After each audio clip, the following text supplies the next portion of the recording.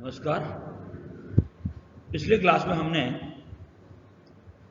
Insect pest management के control के बारे में हमने पढ़ा था। उसमें हमने सबसे पहले कल्चरल कंट्रोल के बारे में स्टडी किया था। उसमें tillage, clean seed, irrigation, manuring, clean seeds, sowing time and pruning and thinning के बारे में हमने पढ़ लिया था। आज हम कल्चरल कंट्रोल के अंतर्गत ही जो इनके अन्य मेथड जो यूज किए जाते हैं उसके बारे में हम डिस्कस करेंगे। तो सबसे पहली बात, ट्रैप क्रॉप क्या होती है। ट्रैप क्रॉप हम लोग इसमें यूज करते हैं कल्चरल कंट्रोल में। तो ट्रैप क्रॉप के अंतर्गत क्या होता है, सबसे पहले कि सोविंग ऑफ अर्ली और parallel in narrow strips around a major crop serve as a trap for pest that might come. इसमें क्या करते हैं बेसिकली, एक जो मेन प्लांट है ना, मेन जो आपकी क्रॉप है, जो कि हमने कहा भाई कैश क्रॉप है, उसके आसपास हम क्या करते हैं, एक पैरेलल रो में एक क्रॉप और लगा देते हैं जिसको हम कहते हैं ट्रैप क्रॉप। ये ट्रैप क्रॉप क्या करती है, ये पेस्ट को ट्रैप करती है, जिससे क्या हो, वो पेस्ट उस पर्टिकुलर क्रॉप पे ना जा पाए। जैसे फॉर एग्जांपल ये आपने ट्रैप क्रॉप लगा दी है ना, ये आपकी कैश क्रॉप है। अब पेस्ट क्या करेगा, इसी क्रॉप पे आकर के और अटैक करेगा, इस कैश क्रॉप को वो नहीं छेड़ेगा। दिस ट्रैप क्रॉप में और मे नॉट बी हार्वेस्टेबल। और ये ट्रैप क्रॉप कैसी हो सकती है कि इसको हार्वेस्ट किया भी जा सकता है और हार्वेस्ट नहीं भी किया जा सकता है। ठीक है, तो हमने क्या किया, बेसिकली पेस्ट को बेवकूफ बनाया। पेस्ट को बेवकूफ कैसे बनाया कि हमने जो आपकी जो कैश क्रॉप थी जिसको कि आपको इंपॉर्टेंट है, उसके साथ में क्या किया, हमने एक पैरेलल रो में एक क्रॉप और लगा दी और वो क्रॉप क्या कर रही है, पेस्ट को ट्रैप कर रही है, यानी पेस्ट को रोक रही है। For example, okra is a good trap crop to cotton to attract jassid and spotted bollworms. Sesame around cotton attract red hairy caterpillar. अब जिसमें ओकरा जो है वो बहुत ही अच्छी ट्रैप है, किसके लिए, कॉटन के लिए, और साथ में सिसैमी भी कॉटन के लिए बहुत ही अच्छी ट्रैप है। ओकरा क्या करती है, किसको अट्रैक्ट करती है, जैसिड एंड स्पॉटेड बॉलवर्म्स को, और सिसामी करती है आपकी रेड हेरी कैटरपिलर को। यहाँ पे आप एक एग्जांपल और ये फिगर दिया हुआ है, उसमें बता रखा है आपने कि ये जैसे आपकी मेन क्रॉप है और उसके साथ साथ में पैरेलल आपने क्या किया, ट्रैप क्रॉप लगा दी। यहाँ पे भी आपकी ये मेन क्रॉप है और ये आपने क्या किया, ट्रैप क्रॉप लगा दी। तो इस प्रकार से ट्रैप क्रॉप से भी हम इंसेक्ट पेस्ट को कंट्रोल कर सकते हैं। अब आगे क्या है, sowing of resistant varieties. Resistant varieties में क्या करते हैं हम बेसिकली कि एक ऐसी वेराइटी और लगा देते हैं जो उस इंसेक्ट पेस्ट के से अगेंस्ट में रेजिस्टेंट हो। ठीक है, certain varieties of crops are tolerant and less attacked by insect pest than other varieties. कुछ प्लांट्स की वेराइटीज ऐसी होती हैं जो क्या होती है, टॉलरेंट होती है, और कैसी होती है, वो क्या करती है बेसिकली कि उन इंसेक्ट पेस्ट के से रेजिस्टेंट होती है, यानी वो इंसेक्ट पेस्ट उन जो क्रॉप्स होती है उनको अटैक नहीं कर सकते। जैसे फॉर एग्जांपल आपकी दो वैरायटीज दी हुई है, ये रेजिस्टेंट वैरायटी है और ये ससेप्टेबल वैरायटीज है। ससेप्टेबल वैरायटीज को क्या हुआ, इंसेक्ट पेस्ट ने खा लिया तो बिल्कुल कमजोर हो गई, और ये रेजिस्टेंट वैरायटीज है। ठीक है, ये रेजिस्टेंट वैरायटीज इंसेक्ट पेस्ट द्वारा नष्ट नहीं की जा सकती है। For example, gossypium arboreum due to hairness character is more resistant to attack of jacid, whitefly and bollworms. Hard-rended varieties of sugarcane are less attacked by borers than soft-rended.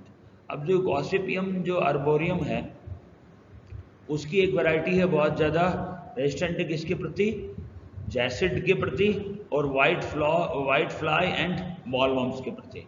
और जो एक वैरायटी है शुगर केन की, वो भी है ना जो रेजिस्टेंट है किसके प्रति, बोरर देन सॉफ्ट रेंडेड। ठीक है, तो ये क्या कर रही है बेसिकली, ये लैस अटैक कर दी जाती है किसके द्वारा, बोरर के द्वारा, जबकि सॉफ्ट एंडेड उसको अटैक कर सकता है। अब एक इंपॉर्टेंट कंसेप्ट और इसमें, क्रॉप रोटेशन, ये बड़ा इंपॉर्टेंट है। Growing a single crop year after year in the same field provide continuous supply of food and breeding facilities results increase in pest population।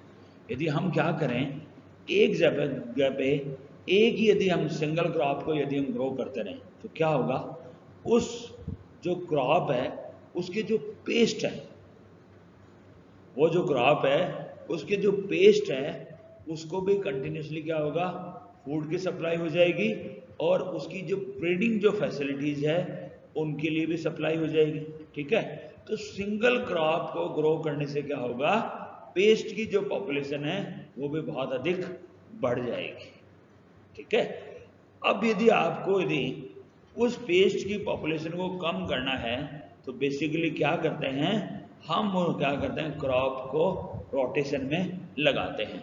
ठीक है, जैसे फॉर एग्जांपल आप ये देखिए, जैसे एक साल आपने ग्रास फैमिली वाली क्रॉप लगा दी है, मक्का है, फिर आपने लेग्यूम फैमिली लगा दी, फिर आपने क्या मटर लगा दिया, फिर आपने अगेन गूस फूड फैमिली वाले लगा दिए, फिर ऑनियन फैमिली लगा दी, फिर स्क्वैश एंड मेलन फैमिली लगा दी, फिर सनफ्लावर लगा दिया, फिर ब्रासिका लगा दिया, फिर कैरेट लगा दिया, then again nightshade family लगा दी, टमाटर लगा दिया, और फिर अगेन ग्रास फैमिली लगा दी। ठीक है, तो इस प्रकार से क्या करते हैं अपन, क्रॉप को रोटेट कर सकते हैं। Paste has narrow host range, eggs are laid before the new crop is planted, the feeding stage is not very mobile। अब जो ये पेस्ट है ना, इनकी क्या होता है, होस्ट की जो रेंज होती है ना वो बहुत ही नैरो होती है, यानी एक ही होस्ट को वो खा सकते हैं। ठीक है, और उस होस्ट को यदि आप क्या करें, यदि चेंज कर दें यदि क्रॉप रोटेशन से, तो क्या होगा, उसको होस्ट नहीं मिल नहीं पाएगा, और वो होस्ट नहीं मिल पाएगा तो वो पेस्ट मर जाएगा। और जैसे आपको पता है कि यदि अपन जैसे ही कोई नई क्रॉप लगाते हैं उससे पहले क्या करता है, पेस्ट आपने अंडे दे देता है नई क्रॉप लगाने से पहले। यदि अपन क्या करें, वो जो क्रॉप है जिसके ऊपर वो पेस्ट फीड करता है या वो पेस्ट इसके ऊपर खाता है, यदि उस क्रॉप को यदि अपन लगाएं नहीं, अपन यदि उसके अलावा दूसरी क्रॉप लगा दें तो वो पेस्ट क्या होगा, वो क्रॉप उसको मिलेगी नहीं, और वो क्रॉप उसको मिलेगी नहीं तो वो पेस्ट नष्ट हो जाएगा। जैसे एक एग्जांपल और दिया हुआ आपने, जैसे क्या हुआ, पहले साल में क्या किया आपने, टमाटो लगा दिया, फिर दूसरे साल में आपने बीन्स लगा दिए, तीसरे साल में आपने कैरेट लगा दिए, फिर अगेन कैरेट लगाए, टमाटो लगाए, बीन्स लगा दिए, फिर बीन्स लगा दिए, कैरेट लगा दिए और टमाटो लगा दिए। यानी क्या किया आपने, एवरी ईयर क्या किया आपने, क्रॉप को रोटेट कर दिया। यानी फॉर एग्जाम्पल टमाटो वाले यदि ना मान लो पेस्ट यदि डेवलप हुए थे, जिन्होंने उन्होंने यदि आप अंडा दे दिया था उस जमीन में, तो आपने क्या किया, अगले साल क्या किया, बीन्स लगा दिए ना, तो जो टमाटो को जो खाने वाले जो पेस्ट थे वो क्या हुआ, बीन्स लगने से क्या हुआ, नष्ट हो गए।